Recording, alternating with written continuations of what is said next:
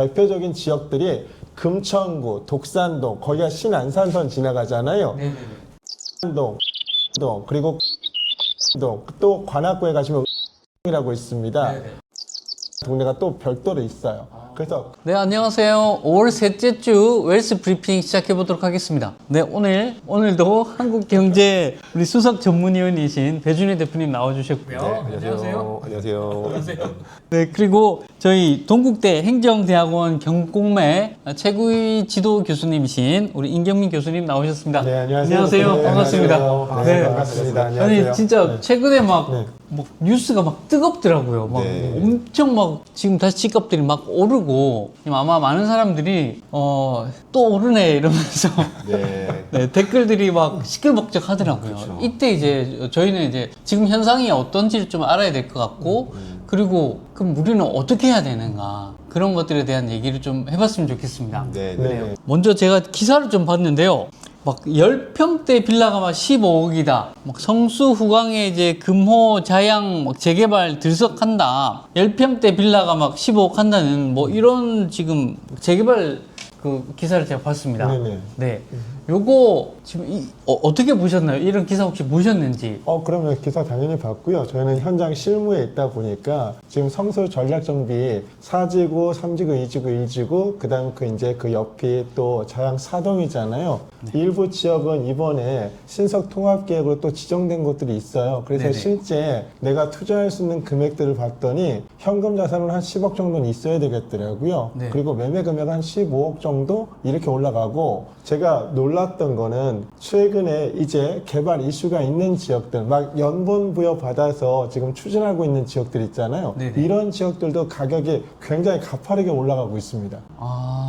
근데 제가 지금 막상 듣기로는 오르고 있는데 일반인 입장에서는 그 금액들이 좀 와닿지가 않아요. 뭔가 너무 좀 큰 금액들이라 가지고 혹시 뭐 보통 사람들은 지금 우리가 어떤 것들을 좀 집중하고 있어야 될지 좀 지금 네. 뭐 국민 주권 정부라고 표현을 하죠. 뭐 네. 현재 이재명 정부에서 네. 이 주택을 바라보는 시각 자체가요. 이게 투자가 아니라 이제 투기로 간주를 합니다. 네네네. 이게 정부에서 근데 부동산 시장에 적극적으로 개입하는 순간요, 이 부동산 같은 경우는 결국에 이제 우상향할 수밖에 없거든요. 네네네. 대표적인 예로, 자, 이게 얼마 전에 이제 5구 대책, 그 5구 대책이라는 게 그동안 한시적으로 이제 4년 동안은요, 이 다주택자에 대한 양도소득세 중과를 한시적 배제를 해줬었어요. 근데 그 5구 대책이 지났지 않습니까? 네네. 그러면 결론적으로 이제 1세대 2주택자부터는 기본세율에 플러스 20%, 뭐 기본세율이 8단계 초과 누진세율인데요.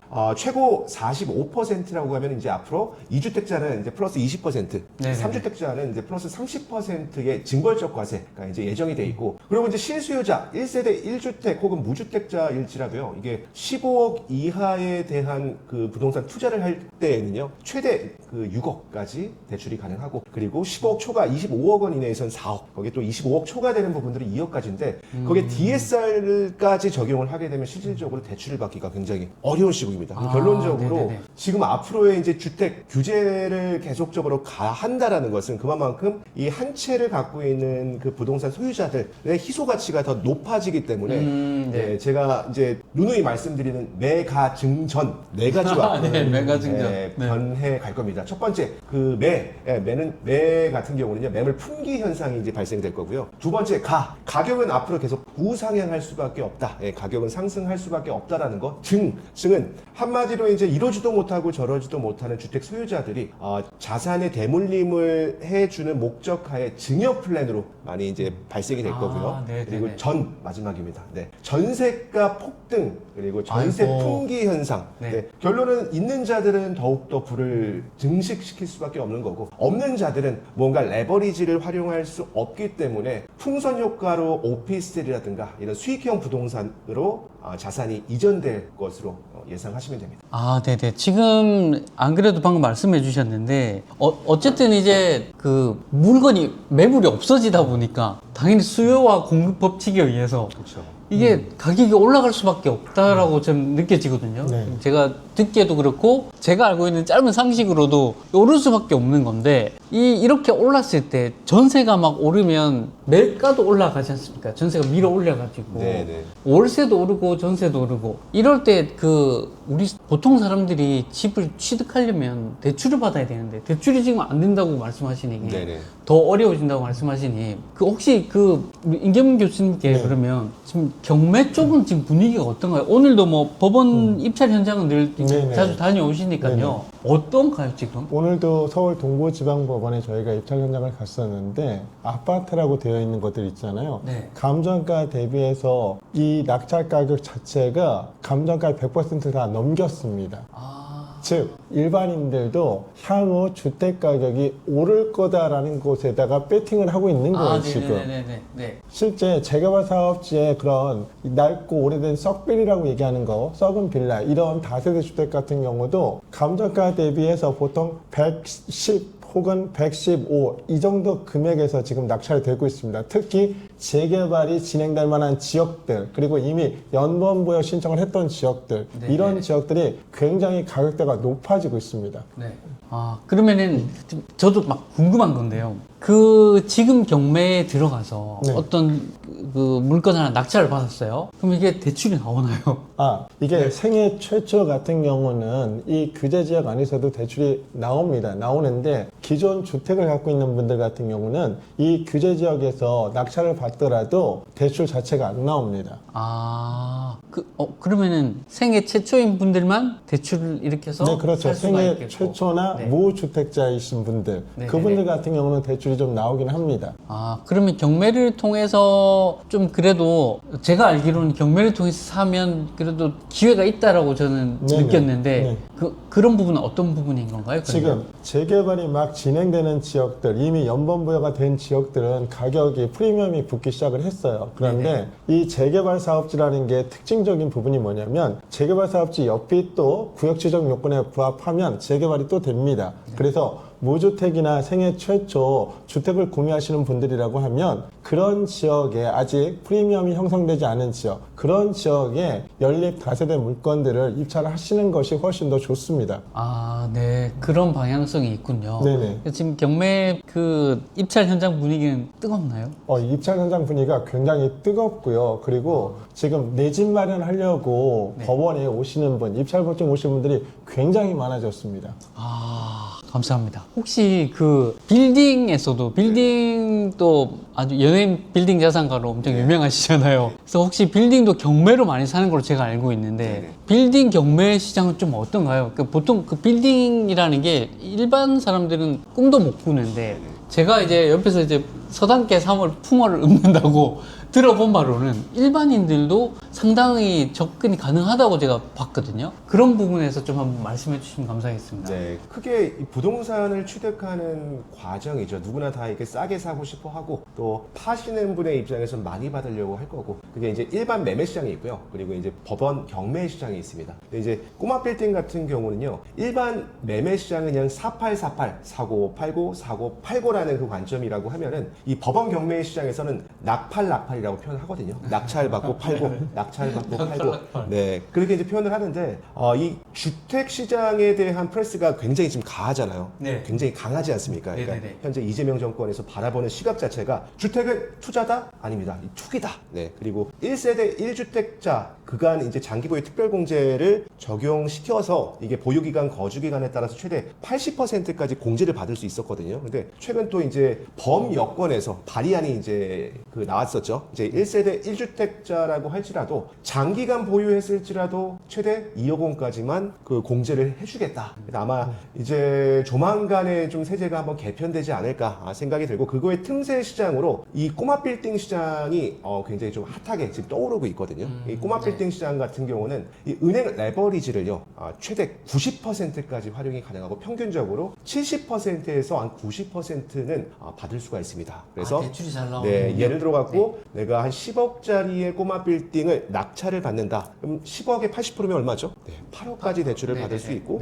내 자기 자본은 2억만 있으면 투자가 가능하다. 일반적인 매매 시장에서는 90%까지도 레버리지를 활용할 수 있기 때문에 내가 최소한 부동산 취득을 해서 대출 이자를 상기할 수 있을 정도의 수익만 나온다고 하면요. 결론적으로 부동산 같은 경우는 우상향할 수밖에 없는 구조입니다. 이게 지표를 보시면요. 한국 전쟁 때도 부동산 가격은 올랐습니다. 근데 간혹가다 이 폭락론자분들께서 부동산 가격 폭락할 것이다. 더 이상 부동산의 불패 시대는 없다라고 하시는데 그 근거를 한번 보여주셨으면 좋겠어요. 근데 부동산은요. 이게 화폐 가치는 계속적으로 하락해도요. 이 실물 자산인 부동산은 결론적으로 이 우상향할 수밖에 없는 구조이기 때문에 앞으로는 이 꼬마 빌딩의 경매 시장도 굉장히 좀 핫한 시장으로 변화되지 않을까 생각합니다. 아, 네네, 감사합니다.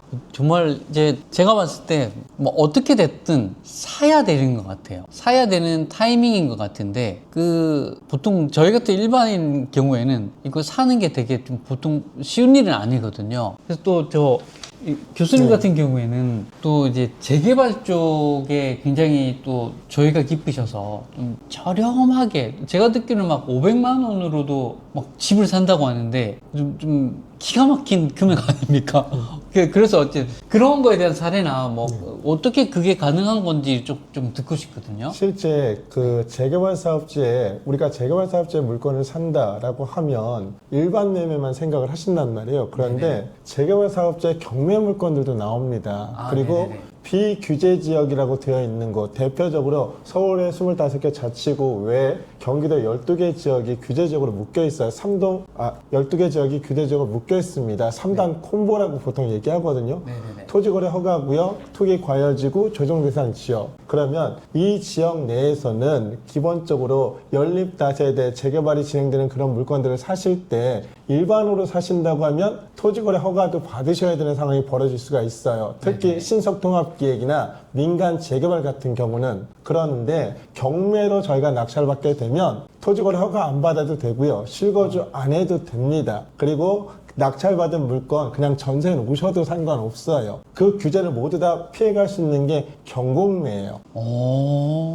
이거는 진짜 너무 꿀팁인데요. 경매로 받았을 때는 실거주가 없어도 예, 되고 실거주 요건이 없습니다. 없고 또 그다음에 토지거래 허가 안 받아도 되고요. 토지 거래 허가 안 받아도 되고 그리고 자금 조달 계획서도 안 내도 됩니다. 자금 조달 계획서 안 내도 되고 네, 이런 혜택들이 또 있다고 합니다. 그래서 경매로 또 그 재개발이 될 수 있는 곳에 저렴한 물건들을 사면 굉장히 좀 도움이 되지 않을까. 그러니까 그런 부분에 대해서 여러분들이 지금 관심을 가지고 본다면 살 수 있을 것 같아요. 이게 제가 보기엔 지금 사면 분명히 좋은 일이 있을 것 같은데 사고 싶어도 못 사는 게 문제라는 말들이 지금 쏟아져 나오더라고요. 그걸 부연해서 잠깐 설명을 드리면요.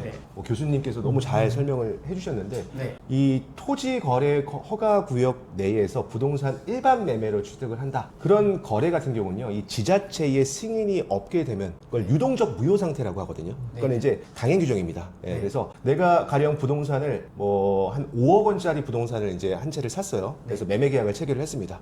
근데 그 소유권 이전 등기가 돼야 온전한 내 소유권이 되잖아요. 근데 이 지자체의 승인이 없다고 하면요. 그거는 계속적으로 소유권 이전 등기가 안 된 상태에서 계약금 자체가 묶여 있을 수 있습니다. 그래서 근데 이제 그걸 해체할 수 있는 것 자체가 법원 경매, 이 토지 거래 허가 구역으로 묶는 것 자체가요. 이게 정부에서 이걸 투기가 아닌 투자를 해라라는 목적인 건데 경매는 투기로 바라보질 않습니다. 네, 그렇기 때문에 거기에서 이제 해지할 수 있는 부분 그리고 이제 투기 과열지구 같은 경우는요.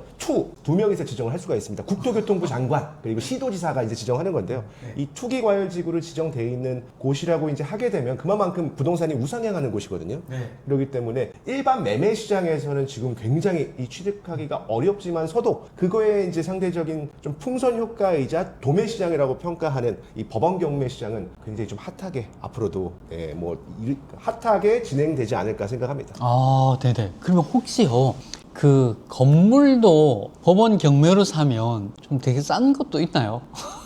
네, 이게 어떤 거가 됐든 간에요. 이제 원석을 발굴하는 게 정말 굉장히 좀 피로감이 많이 축적되거든요. 그러니까 흙 속에 가려진 진주를 잘 발굴을 해야 되는데요. 그게 이제 부동산의 도매 시장이라고 부르는 이 법원 경매 시장에서도 나옵니다. 그러니까 이 법원 경매의 장점은 일단은 일반 시세보다 저렴하다는 거, 그 저렴하다라는 거의 기준점, 그 최초 시작가가요. 이제 감정 가격을 기준으로 시작이 되고 그 감정 가격에서 서울시 기준으로 1회 유찰될 때마다 20%씩 이제 하향 조정이 됩니다.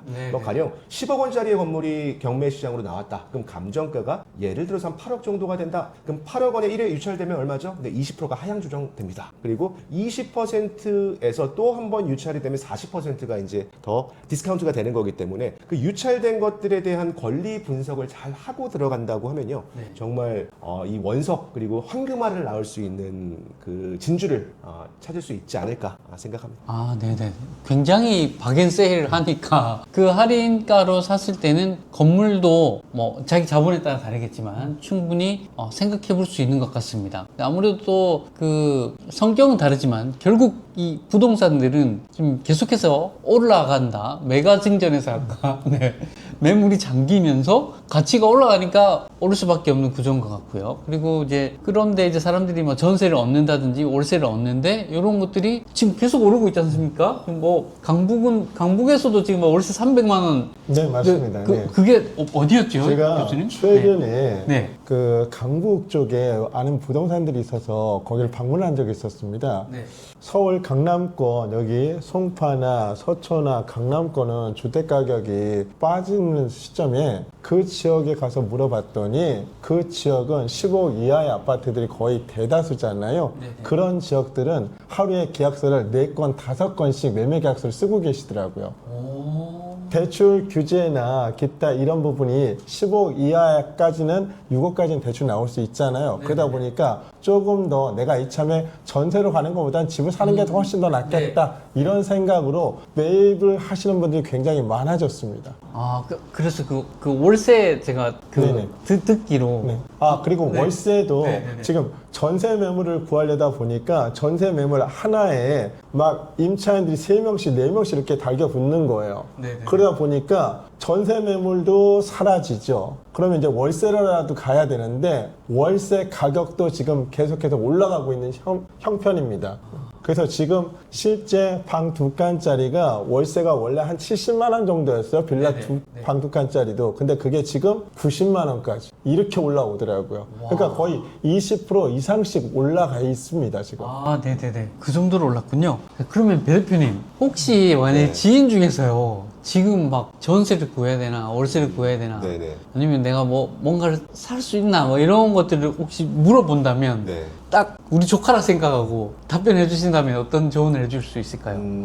이렇게 생각하시면 됩니다. 이게 부동산이라는 건요, 이 샀었을 당시가 가장 싼 때입니다. 네, 그러니까 시간이 흘러서 되돌아보면요, 아 그때 살 걸 후회하시는 분들이 많거든요. 그러니까 결론적으로 이 인플레이션, 이 소리 없는 도둑이라고 하잖아요. 네. 그러니까 시간이 지날수록 이제 화폐 가치는 계속적으로 이제 하락이 되지만요, 이 부동산이라는 이 실물 자산은 시간의 흐름에 따라서 우상향할 수밖에 없어요. 그래서 만약에 제 조카라고 하면은 내가 금융권의 레버리지를 활용하면서 할 수 있는 조건만 된다라고 하면 무조건 사야 됩니다. 그리고요, 이게 이제 대출, 아까 이제 대출에 대한 부분들을 말씀하셨는데, 은행에서는 대출을 볼 때요, 차, 담, 용 이 세 가지를 봅니다. 첫 번째는 차주가 누구냐, 돈을 빌리는 사람이 누군지를 보고요. 두 번째 담보 가치를 봅니다. 이 부동산에 대한 담보 가치가 어느 정도가 되는지. 그리고 세 번째가 자금의 용도를 보는 겁니다. 그 세 가지를 기준으로 대출 금리가 산정이 되는데요. 이 대출 금리라는 건 이 기준 금리에 가상 금리를 붙이고 그 가상 금리에 우대 금리를 적용해서 총량적인 금리가 나오는 겁니다. 그래서 내가 생애 최초로 주택을 구입하시는 분들일수록 정부에서는 투기로 볼까요? 아닙니다. 투자로 봅니다. 그래서 상대적으로 좀 관대하게 볼 수밖에 없기 때문에 지금 이 시점에 내가 부동산을 본다라고 하면은 전세, 월세로 들어가지 마시고요. 무조건 사세요. 그게 경매가 됐든 일반 매매가 됐든 늦었다고 할 때가 가장 빠를 때입니다. 제가 어떤 댓글을 보고 진짜 좀 그랬었는데, 아직도 그 대출을 두려워하는 사람들이 꽤 많더라고요. 그래서 그 댓글을 보니까 결국 그래서 빚내라는 얘기냐 이렇게 하시더라고요. 그래서 그 지금 이 레버리지를 빚이라고 생각하는 거에 대해서 한 말씀씩 들 부탁드립니다. 저는 레버리지를 네. 빚이라고 생각을 하지 않습니다. 예를 들어 서울 규제지역 같은 경우는 2년 보유 2년 거주하면 12억까지는 비과세, 양도소득세라는 게 비과세가 있고 일반 과세가 있고 중과세가 있잖아요. 비과세 항목에 들어갑니다. 그러면 2년 뒤에 내가 이 물건을 팔았을 때는 빚도 제가 갚게 되는 거예요. 그러니까 이 빚, 레버리지를 이용하는 걸 두려워하실 필요는 전혀 없다고 저는 생각을 합니다. 오히려 그걸 적절히 잘 활용하시는 게 훨씬 더 좋습니다. 네네네. 어떻게 생각하세요? 저도 뭐 교수님의 말씀에 뭐 100% 공감을 하고요. 이 레버리지라고 하는 것은요, 부의 추월 차선으로 진입할 수 있는 지렛대라고 보시면 돼요. 한 예로요. 제가 그 성동구에 있는 텐제일 아파트를 샀었을 당시가 매매 금액이 7억 4,500이었습니다. 그때 당시 부동산 가격 계속 폭락할 것이다. 앞으로 계속 떨어질 것이다. 시장에서는요, 정말 폭락론자 분들이 이 부정적인 여론이 지배적이었어요. 근데 시간이 정확하게 10년 지난 지금요, 이 매매 가격 자체가요 23억 원을 돌파합니다. 제가 만약에 근로소득 혹은 사업소득으로 해서 돈을 벌었다고 하면은 이게 가능했을까요? 그게 안 되거든요. 내가 사업을 해서 버는 돈의 속도보다 부동산이 올라가는 돈의 속도가 훨씬 더 빠르다는 겁니다. 그래서 내가 레버리지라는 것은 한마디로 갚을 수 있는 능력이 안 되면 하면 안 되겠죠. 근데 최소한 내가 대출 이자를 갚을 수 있을 정도의 기초 체력이 된다. 그러면 지금이라도 투자를 해서 레버리지를 활용을 하시는 게 훨씬 더 부의 추월 차선으로 진입할 수 있는 지름길이다라고 보시면 될 것 같아요. 네, 아무래도 이제 그 돈을 벌어서 이제 내 돈으로 살려고 하면 이게 올라가는 속도를 못 따라가다 보니까 그때 잠깐 설명해 주신 적이 있는데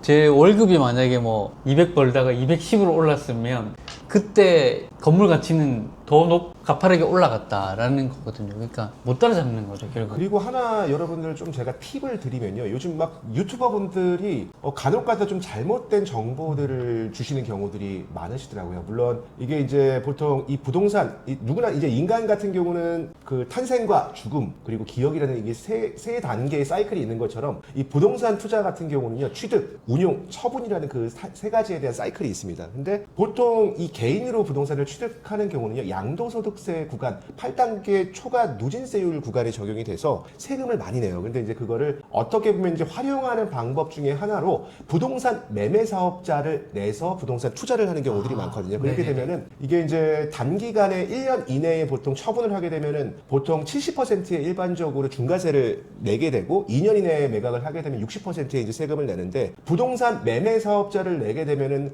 종소세 구간에 들어갑니다. 그냥 일반적으로 8단계 초과 누진세율의 구간에 적용이 돼서 그걸 많이 활용하셔라 라는 그 아이디어는 굉장히 좋습니다. 하지만 그거를 토대로 지방에 있는 물건들을 계속 사야 된다, 100채까지 늘려야 된다. 그거의 문제점이 뭔지 아십니까? 그거의 문제점은요. 나중에 엑시트를 하는 것까지 그림을 그리지 못한 상태에서 취득, 운용까지만 보기 때문에 잘못된 판단이 될 수 있다는 거예요. 그래서 내가 부동산 투자를 한다. 그러면 취득, 운용, 처분 이 세 가지 사이클을 다 그리셔야 되고요. 과연 내가 이 처분을 한다라고 했을 때 언제든지 팔릴 수 있는지, 황금성적인 측면으로 좋은 것인지, 결론적으로 부동산은 입지거든요. 좋은 입지에 얼마만큼 싸게 잘 사느냐, 거기서부터 시작이 되는 겁니다. 역시나 결국에는 입지 선정인 것 같고 어떤 입지, 어떤 물건을 사는 건가가 되게 중요한 것 같습니다. 그게 정확했을 때는 뭐 우리 레버리지 충분히 일으켰다 하더라도 기본적으로 상승 우상향을 늘 해왔으니까 이제 그 역사가 증명을 하는 거니까 네, 그런 말씀으로 제가 잘 이해한 것 같습니다. 네. 네. 그럼 저희 마지막으로 제가 하나 좀 여쭤보고 싶은 게 그 5월 12일 부동산 대책. 네. 요게 이제 뭔지 일단 뭔지도 좀 한번 설명해 주셨으면 감사하겠고요. 그 5월 네. 12일 날 국토부에서 보도 자료를 하나 낸 게 있습니다. 네네네. 그 내용을 좀 뜯어보시면 세입자가 살고 있는 주택 전체로 토지거래 허가 구역 내에서 실거주 유예를 확대하겠다는 겁니다. 사실상 갭 투자를 허용하겠다는 얘기입니다. 허용하겠다는 얘기. 근데 네네네. 정부에서는 갭 투자가 아니라고 얘기하잖아요. 네네네. 이게 갭 투자가 아니면 어떤 게 갭 투자입니까? 예. 실거주를 안 해도 되는 투자를 그렇죠. 확대하겠다. 무주택자에 한해서 무주택자에 빌거주 한해. 1주택자의 물건을 샀을 경우 네네네. 예, 그랬을 때는 실거주를 유예시켜 주겠다는 겁니다. 기존의 세입자가 나갈 때까지. 아, 이게 5월 10일에 나왔던 뭐 대책인 이게 대책인가요? 뭐 이걸 대책이라고 뭐라고 하기도 참 해야 될지 모르겠다. 그렇습니다. 예. 그러니까 이게 정부 정책에 약간 그 발의하는 내용들의 아이러니한 부분들이 뭐냐면요. 이게 약간 포퓰리즘이 너무 강한 것 같아요. 이게 상반되는 부분들이 결론적으로 1세대 1주택자일지라도 앞으로는 장기 보유하는 것들에 대한 혜택을 축소하겠다라고 하는데 또 이 다른 부분에서는 또 실거주에 대한 부분들을 또 유예를 해주겠다. 이게 너무 많이 아, 안 되는, 아이러니하네요. 네. 부분이어서 지금 그렇습니다. 정부에서 하는 얘기와 그리고 실제 시장에서 받아들이는 내용들이 완전히 달라요. 그러면 시장에서는 지금 이렇게 5월 12일 정부에서 보도자료를 내면서 그러면 무주택자에 한해서는 빌거주 1주택자의 물건 사는 거에 대해서는 우리가 오케이 용인할게 라는 거잖아요. 이게 시장에서는 주택 가격이 더 오르겠구나, 내가 지금 사야 되겠구나 라고 받아들여지는 겁니다. 아, 네. 진짜 하여튼 저도 오늘 들으면서도 빨리 사야 되는데 생각밖에 안 듭니다. 그래서 정말 지금 사야 되는데 사는 길은 막혀 있는 것 같고, 그래서 두 분 공통적으로 제가 듣기로는 어떤 지금 사려면 경매를 활용하거나 아니면은 그 상가나 어떤 빌딩 쪽, 이쪽은 대출도 잘 나오고 규제가 네. 없으니까 네네. 이런 쪽으로 좀 주목해봐야 되는 게 아닌가, 이런 생각이 들었습니다. 제가 만약에 그러면 예를 들어서요, 나는 돈이 조금 있어요. 돈이 좀 있고 주택도 하나 있고 이런데 투자를 더 하고 싶을 수 있잖아요. 그런 분들, 혹은 나는 지금 이제 사회 초년생이라 돈이 없고 무주택인 청년들도 있을 거란 말이죠. 이분들은 어떻게 지금 해야 되는지를 한 번씩 여쭤보고 싶습니다. 먼저 이제 난 자본이 조금 있고 네네. 그 주택도 하나 있어요. 근데 투자를 더 하고 싶습니다. 네네. 어떤 방향으로 가면 좋을까요? 그런 분들. 우선은요, 이게 주택은 더 이상 이 투자의 수단은 아닙니다. 그냥 거주의 수단으로는 활용할 수 있는데, 내가 이제 1세대 1주택자에서 주택을 한 채 더 늘리는 순간은 징벌적인 세금 지옥에서 벗어날 수 없기 때문에 이런 수익형 부동산 쪽으로 재테크 상품을 하나 이제 고려를 하시는 게 좀 좋습니다. 그러니까 한 예로 이 수익형 부동산 레버리지를 많이 활용할 수 있는 꼬마 빌딩 경매도 보시고요. 또 일반 매매도 그 견주어서 보시는 부분들이 이제 중요한데, 거기에 이제 장점 같은 경우는 레버리지가 한 90%까지 활용할 수 있으면서도 또 내가 개인으로 취득을 하는 게 아니라, 예를 들어서요, 가족법인을 하나 설립을 해서 그 이 법인의 주인은 누군가요? 주주잖아요, 주주. 내 자녀들, 자녀 1, 자녀 2를 주주 구성원으로 다 등재를 시켜서 나만의 가족법인을 만들어서 자연스러운 부의 대물림을 하는 전략, 그렇게 세우면은 오히려 이 꼬마 빌딩을 현명하게 투자 전략의 수단으로 활용할 수가 있습니다. 네. 너무 관심이 가는데요. 저도. 네. 그리고 반대로 그러면요, 돈이 없는 무주택자인 분들, 혹은 뭐 이제 청년들일 수도 있겠고요. 이런 분들은 어떤 스탠스를 지금 취하는 게 좋을까요? 저는 지금 전세를 살고 계시는 분들이라고 하면, 저는 할 수만 있으면, 예를 들어 결혼하기 전이다 그러면 저는 전세보증금을 빼서 월세로 가시고 그 목돈을 가지고 재개발 사업자의 경매 물건에 투자하시라고 얘기를 할 겁니다. 특히 이 젊은 층 같은 경우는 서울에 청약 가점, 당첨 가점이 굉장히 높습니다. 그러면 일반 청년들 같은 경우는 사실 34평짜리 아파트 입성하는 거 불가능에 가깝습니다. 그런데 재개발 사업자의 경매 물건이다 라고 하면 나중에 조합원 입주권이 나가는 거거든요. 그러면 그런 물건들 같은 경우를 내가 경매로 샀을 때 대출도 어느 정도 나온단 말이에요. 그러면 내가 몸택화 할 거라고 생각하시고 진입을 하시는 게 훨씬 더 유리합니다. 그래서 실제로 저희가 가르쳤던 교육생들을 보면 이런 경우도 있습니다. 자기 자본 2천만 원 갖고 재개발 사업자의 경매 물건을 투자했습니다. 투자하고 그리고 몸테크까지 했어요. 그리고 이참에 사업 단계가 조합 설립인가 이후에 사업 시행까지 났습니다. 앞으로 향후 이제 관리 처분 되면 동호수 추천까지 할 거거든요. 그러면 그분들 같은 경우는 나이가 이제 20대 후반밖에 안 됐어요.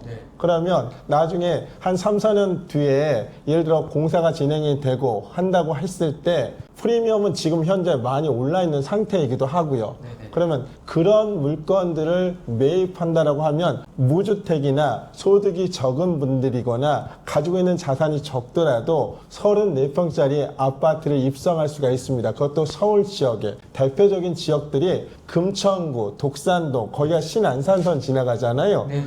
독산동, 시흥동, 그리고 관악구 신림동, 또 관악구에 가시면 은천동이라고 있습니다. 네네. 거기 보통 관악구 하면 신림동, 봉천동 여기만 생각하시는데 은천동이라는 동네가 또 별도로 있어요. 그래서 그런 지역의 물건들을 낙찰 받으시면 충분히 적은 돈으로도 34평짜리 아파트에 입주할 수 있다. 예, 그래서 그런 지역의 물건들 투자하시는 게 좋습니다. 아, 미리 이제 신축을 이제 들어가려고 하는 게 아니라 미리 그 자리를 선점하고 있다가 그렇죠. 신축이 돼버리는. 네네. 와, 그래서 오늘 굉장히 뭐 하이라이트성으로 막 지역들이 막 나온 것 같은데 저도 관심 가지고 보도록 하겠습니다. 네. 그리고 오늘 이제 정말 귀한 말씀들 많이 주시고 어떻게 보면 진짜 이 부동산의 전체적인 그 흐름이랑 그 수십 년, 28년, 20년 차시지 않습니까? 네, 이런 초고수들에게 이런 얘기를 듣는 자리 쉽지 않습니다. 저희 웰스클래스 구독, 알림 설정해 두시면 다음 영상 바로 또 받아볼 수 있고요. 또 좋은 시간 만들어 보도록 하겠습니다. 오늘 귀한 말씀 감사합니다. 감사합니다. 네, 감사합니다. 미리 이제 신축을 이제 들어가려고 하는 게 아니라 미리 그 자리를 선점하고 있다가 그렇죠. 신축이 돼버리네. 네네. 와, 감사. 저도 이제 우리 딸이 이제 사회 초년생이 되다 보니까 예사롭지 않게 들립니다.